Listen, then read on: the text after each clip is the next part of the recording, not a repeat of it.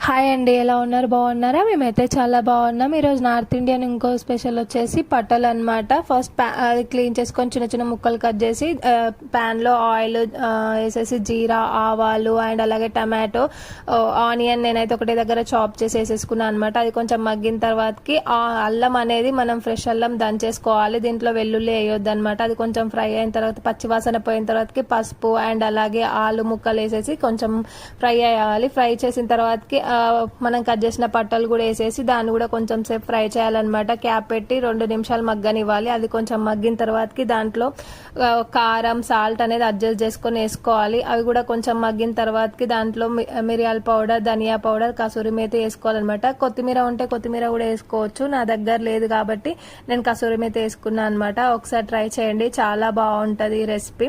నా వీడియో నచ్చితే లైక్ చేయండి, సబ్స్క్రైబ్ చేయండి. Thank you for watching. ఒకసారి మాత్రం ట్రై